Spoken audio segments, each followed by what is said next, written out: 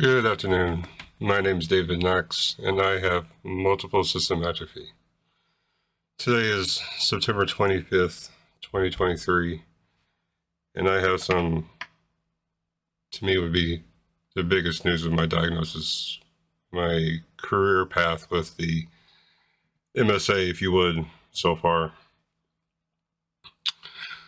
So for those who don't know, multiple system atrophy is a neurodegenerative disease that affects the brain, the spinal cord, and autonomic functions. And spinal cord, I mean, is the talking from the brain down to the other body parts. It affects practically everything in your life. There's no cure. It is the equivalent of Parkinson's with autonomic or organ failure, the massive systems of your body that you don't need to think about failing immediately or over time. I was diagnosed in October of 2022. Technically, I've had symptoms since February of 2021 when both of my feet at the same time were a split second behind. I then started to have my hands do the same thing. Felt like they're swelling, but they weren't actually swelling. And then from there, I knew something was drastically wrong. I started paying more attention. My urinary was having issues, urinary just in general. And then, the GI tract and swallowing, regulation of the body temperature, heart rate, blood pressure. It all falls in, and then the tremors and everything and anything Parkinsonism fell into that too. So that happened. Those symptoms really came apart. I've had it for about 2 years and a half, 2 years and 9 months, and symptoms are linear. They're progressing at a steady rate. They have good days and bad days, but it affects everything in your life. One thing that made me very happy was my career. My career of being a technical training manager, that I was able to create content to help people, to troubleshoot things, to reach people, to instruct them, to learn about telecommunications. I enjoyed it from the moment I saw my mother inside of Conseco headquarters in Carmel, Indiana, and she was in front of an audience training. I believe that was more from HR perspective, but she was still training at the same time. And ever since that day, back in late 1990s, I imagine, that's what I wanted to do. I saw my mother doing it, and I love my mother to death, and it stuck with me forever. Even every day of my life with my kids and my wife and friends, there's always a trainer in me behind the question and the answer that you're asking. Which is pretty fun if you get to know me. I just don't tell you the answer. I make you think to get the answer, like they do in school and college level. But it was really my career of training on top of everything else is what made me happy. Professionally, I was satisfied. I enjoyed it.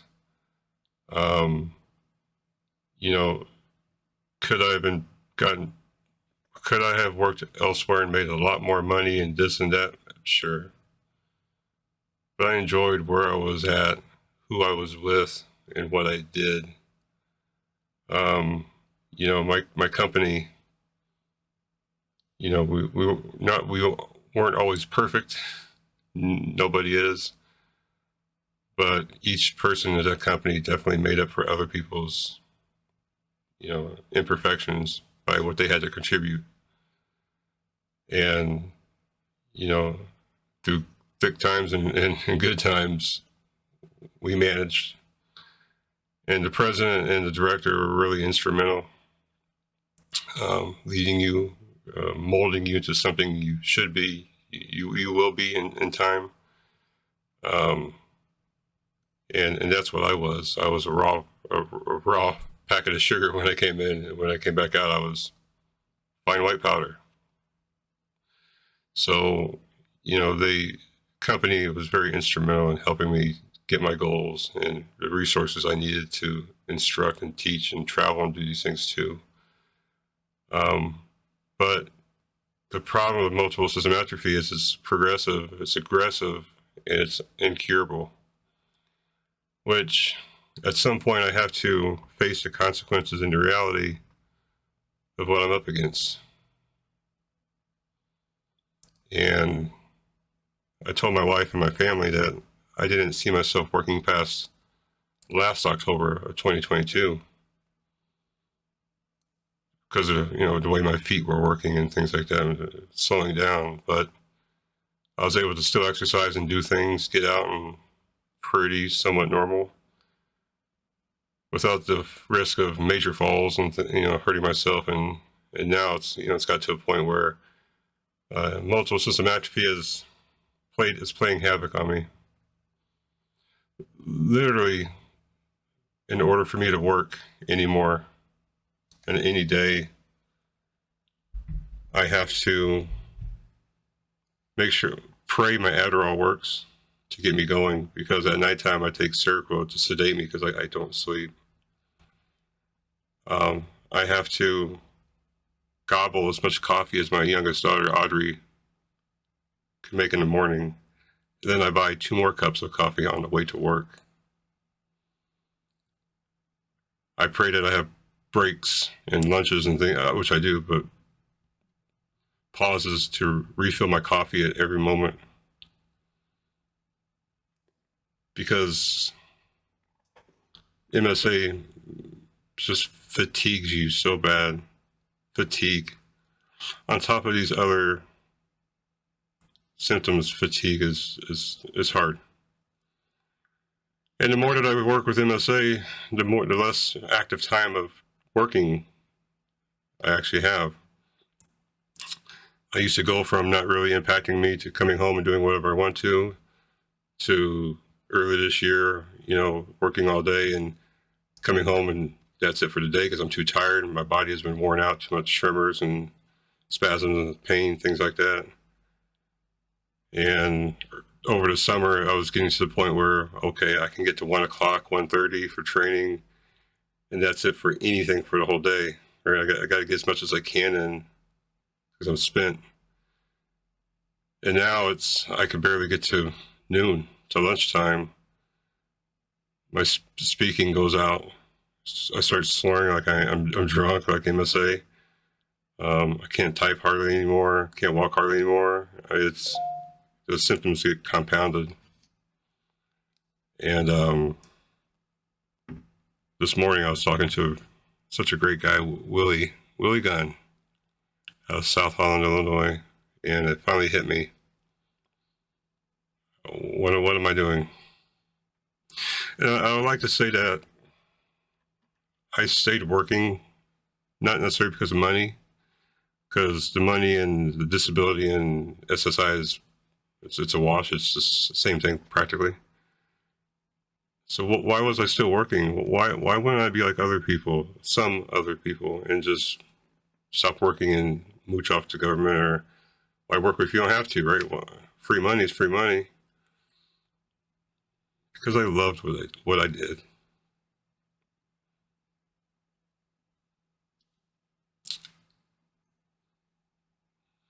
I loved every part of my profession. I just wasn't known as the man or the guru or the shmee, the subject matter expert. But I prided myself on knowing the answer. Not to everything, but to most things. And I prided above all else making the connection between here and there, between a new person or experienced person and the answer. And in between that journey of getting them to understand who, what, when, where, and why. You don't get that many jobs. It's even hard in the medical field. Come take this medicine, go home. Do you ever see him again? Not many times, it just depends. But in my profession, I got to see these employees grow. I got to work with managers and their difficulties. and they needed me as much as I needed them. But when you're having such vision problems, spatial orientation, blurriness, the twitching of the eyeballs, which if you pay attention to my prior videos, you'll see the twitching of my eyeballs when I close them to try to spit out words. The tremors, the typing is unbelievably hard. The writing is practically not there. Holding a conversation is talking to a drunkard on the street. And I can't really make presentations anymore. I can't, actually. So we're not even talking about my limited physical activities now. No ladders, no crawling, no lifting over 25 pounds. I just lifted one rotor that I got delivered to my house, and I about died and fell left. The camera didn't catch it because it was right before the camera, but you know, I went outside and changed my brakes, my front rotors and pads, which is easy for me. It cost me the entire weekend. I paid for that. Last night I was sitting here and upstairs in bed, shaking like I've never shook before from the tremors. The toll that MSA exacts on your body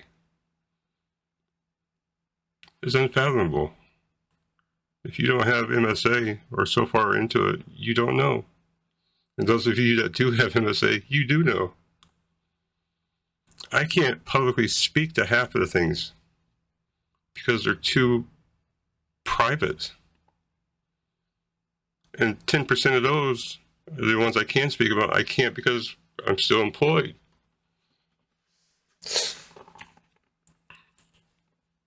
How many times do you want to near-death experiences of falling, choking to death, gasping for air, out-of-control heart rates, blood pressures? Just how much do you want? So I was given medical advice end of last year from my movement disorder neurologist, and she said, "Do you have a bucket list?" She says, "If you do, now's the time." And I guess work was a very good way to keep me going too. Not that I was not fulfilling my obligation, I think I was, but less and less. Not the David Knox I used to be. But having just not a job or a career, but a livelihood in the profession you've grown to love for the last, just with this company, 13 plus years, kept me going. It's easy to say friends and family and health and prosperity keeps you going. That's a cop-out. Everybody says that. A hard lesson that my wife learns and my kids sometimes. It's important to me. But just because somebody says I love you doesn't mean you say you love them back. You can disagree with me all you want to. But saying I love you just because somebody else said I loved you, what's the value in that? All right, how are you doing today, John? I'm doing good. How about you, Dave? Oh, I'm doing good. And I said good just because he was doing good. I didn't want to say bad. What's the value? So, these... I'm about to pass out. I enjoyed what I did. My work was what kept me going. It kept a routine I've known for a long time that I loved to do. As much as playing video games and World of Tanks and Call of Duty Warzone, things I used to like doing, but it's so hard to do those things now. But it was great. It's great to have something you love to do. Some people have golf. Some mothers and fathers love raising kids, staying home all day. I love being at work. So when you can't walk upstairs at work or walk down, can't lift things, you can't get up and go to the bathroom without tripping or, going to use the bathroom on yourself at work, and everybody looks at you like you're drunk when you're talking. that's when you start to know it's time to reconsider things. And, I've had some emotional struggles with this. I've been crying since this morning because I knew, since the moment I left my office, I knew that the time had come. And as much as I want to give my coworkers to the end of the year, I can't. I know I'm not going to be able to. And for the record, there's bosses and there's leaders, and those leaders lead by what they do physically, by their actions.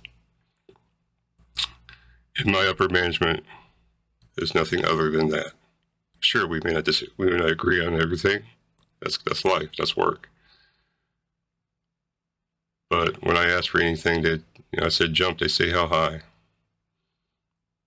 Family first. Family first. My president said anything you need, anything, not including medical or work related, anything you need. And they mean it. That is the support system I've had at work. Even managers that know what I'm up against, especially one in my main office. He won't let me do things he knows I shouldn't be doing physically, because he knows, he sees it. And we've had many disagreements over the years. And yet this guy, this gentleman, this man has cared for me in my worst of times. And for the last year, I've seen that. I got mad at him the other day, a few months ago. We came back in, we hugged it out, because he knew that I said some things that my brain wasn't acting right. He knew. How he knew, I don't know. But he must watch a video or something, but he mentioned the frontal cortex. He's like, I know you said something you didn't mean to. Nothing crazy bad, but, he saw me struggling to be the man that I was physically and taking charge and doing things at work. And he's trying to slow me down and say, hey, old man, young kids got this, the other people. And I took offense for that instead of appreciating what he did. But that man has come a long way too, professionally and in his life that I know of. He's changed a lot of things for the good, for the better. He's a major asset instead of just a major ass. Me too, right? We all come from humble beginnings. But my support system has been great for work. They never asked me to flex or bend too much, even when it comes to traveling and training. And my support system at home is solid. I have people that understand. My daughter helped me reconfigure the computer room downstairs that I'm not done yet, so it's still a little messy, but she helped me not kill myself. She put things back when they fell. She helped me run Cat 5e cable, Cat 6 cable around the house. My youngest daughter picked up the glasses I dropped yesterday and hurt my foot because I couldn't control where they were falling, and I didn't want to die by jumping out of the way, so I let them fall where they were. My youngest is catching on too. She is. I'm sure she don't grasp the whole thing yet at the age of 12, but she's getting there. And my youngest too. My mother and my wife is always there. She's my emphatic caretaker of things that I can't take care of. Never even angry or mad, sad, happy, whatever. She's always done what she needed to help me. And my mother on top of that, my mother and her husband Harry, mother Denise and her husband Harry have been nothing short of saviors when it comes to helping me too. I always tell myself, and I tell my kids, and I tell my mom, I tell everyone, like, if I was in their situation, I would do the same thing. If I had the means and the necessity to do what they do, I hope that I would be that person to do the same thing. That's why when I spoke to a gentleman from northern Canada, 7 hours north of Toronto yesterday, just out of thin air because he wanted to speak about MSA, about himself, I called him, and we spoke for about 50 minutes about a lot of good things. And, he sent me a text last night or this morning, last night I think, and basically said, again, I thank you for taking the time to speak with me. He's thankful that somebody's there that has MSA to speak to him. And I replied back to him, I said, I did and I do because I hope that if I ever needed someone in that phone call, they would be there too. I hope. There's a lot of good people out here. Family, friends, non-friends, and coworkers. I mean, many shapes and sizes. Many roles in your life professionally or, informally in the consumer world. You just have to find them, but they're there. So, I definitely leave speaking of legacy at work, I mean, my company's way better off than it was when I started. Very talented people. We have some incredible minds that will definitely make up for what they're going to miss with me and fill those roles. We just not people that want to work, but want to add value, and that's what they have. So, my goal has always been to empower them, give them what they need, the tools they need to do the job, and answer questions when needed for any reason. Getting random calls from presidents and vice presidents of other companies on the different parts of the country because I'm apparently the only person who knows the answers and how to do certain things. I mean, that's pat on the shoulder for that, pat on my own back for that. But there's a lot of other people there that are gonna do very well, and makes me happy to see it's in a great spot. Now for sure. Future goals that I have, really, besides the health,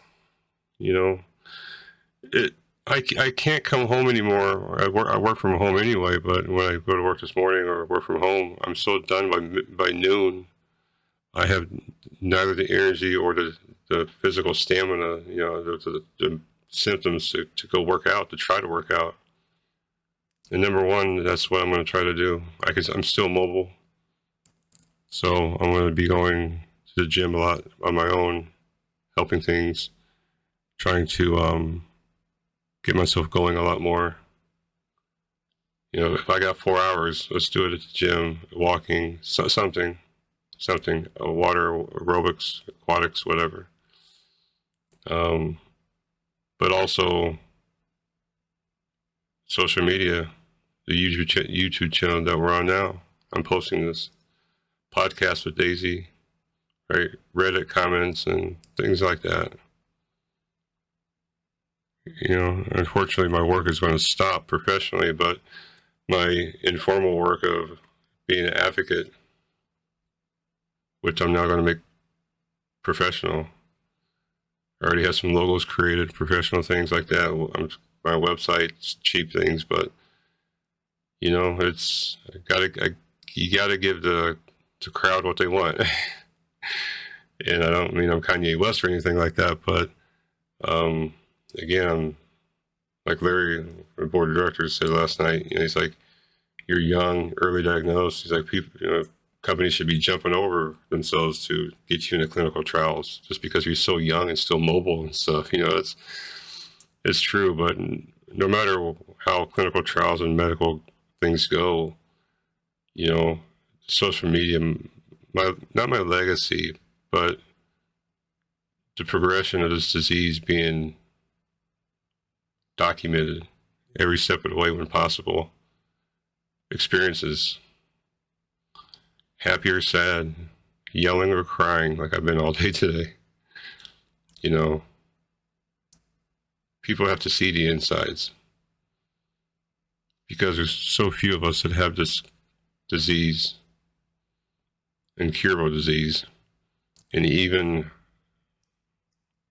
nobody out there that's documenting similarly like I do. There's a couple of gentlemen I know for sure, but different aspects. But it puts a different eye on it, a different perspective when you can see it in detail, up close, weekly, if not daily. So that's what my future goals and aspirations. We have some more vacation plans this year. Got a vacation in November. I got to move things up.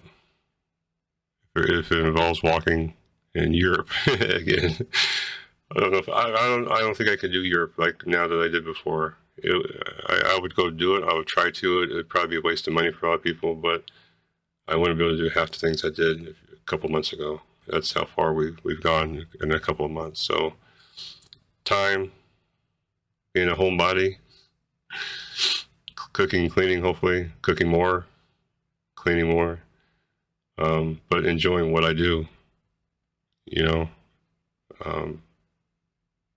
Finding some passion, whether it's a walk in the park, finding a reason to go to the gym, being more religious, or trying to be a better husband and a father and a son. So I encourage everyone that has MSA or is dealing with someone who has MSA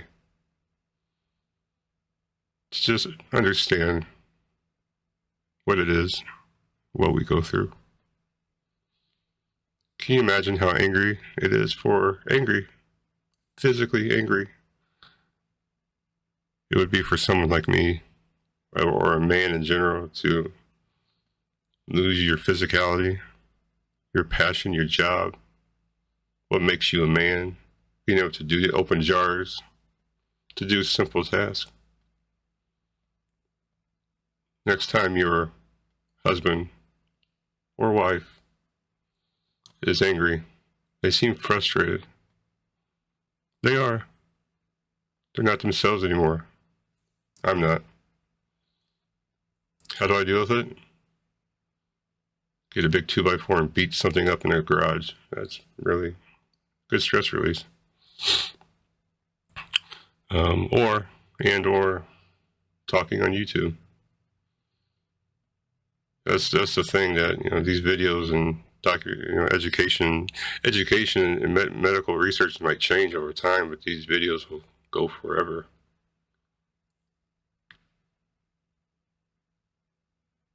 They will go forever. And it is okay to cry. You have to cry. You've seen too many comments about people saying, how do you deal with this? How does it, not just me, but how do people deal with MSA? You can hold it in for so long. I heal mine in by deflecting all my emotion and energy to work. I can't do that anymore. So there'll be a little bit more emotions. You have to cry. It's okay to struggle. In my own preference, it's okay to cut yourself out and throw things and break things. Just don't hurt yourself and don't kill anybody. But, if you're another person that's on the other side of this, the goal is not to hurt anybody or to tear anybody down or to be a detractor. The goal is to be a promoter of what we can be, what we were, what we are. And you just have to understand life is hard. And this disease complicates every part of life. So, there might be some things I might try to do in the future. I'm not going to be that person and say, well, I'm going to start golfing again. Who knows? But, I just go to spasm. I appreciate each and every one of you. Each and every one of you. Right? On top of obviously my family, my company, my coworkers. It's my kids that do things now that they don't ask anymore because they understand. It's my wife that when I ask for little things, hey, you drive this time, there's a reason. Or I just asked my mom a little while ago to help me writing with my hands on paperwork I need to submit when she comes to visit tomorrow. So I appreciate you. That's my lesson I have for today. Early retirement because of multiple system atrophy. And I didn't think I knew the day was going to come, but I didn't know how hard it would hit me. This video helps. You help. And together we can help each other. So I thank you. I love you. Share, like it, promote it, post it wherever you want to. I don't care. I didn't cut this video to hide emotions. I can cry and still be 10 times stronger than you or anybody else. You can be strong in many ways. Crying is not a sign of weakness. Crying is the body's coping, evening itself out, if not just for a couple minutes. Don't cry for me. Cry for those that have already lost somebody. Cry for those that have somebody with MSA that can't do anything. Don't cry for me. I'm fine. I'll be fine. I'll see you in the next video. Love you.